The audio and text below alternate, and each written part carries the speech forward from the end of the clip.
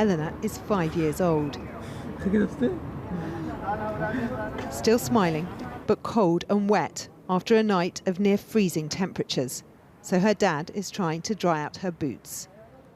Her coat is sodden too, but he's just one of so many parents here, doing their best to keep children warm in the damp and the dirt. It's lives like these that are getting caught up in a row that's more about political survival than theirs. It starts with this: not serious, cry the French, after Boris Johnson tweets plans to combat the crisis. He suggests people crossing the Channel should be returned to France, wants joint patrols with the British on French beaches, and pushes for airborne surveillance. Is it grandstanding for a domestic audience? The French president thinks so, seizing the spotlight by disinviting the British from a meeting to find solutions. You don't communicate from a leader to another on these matters via tweets and letters you are making public. We are not whistleblowers. Come on, come on. And some urgency is needed for the sake of victims like Mariam Nouri Hamadameen, named by Kurdish media today as one of those who died on Wednesday.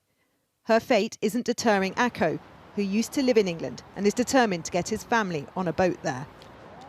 That's my choice. I have to take them. And there were children on board the boat that sunk this week. And when you think about those people... That's hard. This is sad. Sad for everybody. They've seen a babies die in the boat. Wow. But you would take that risk with yours? Yeah. I'm sorry. It briefly looked like the shock of Wednesday's tragedy might be enough to reconnect our leaders into working together. Now there's just frustration with them. They act like children and nothing is doing. For the people, they are not like treated by like human.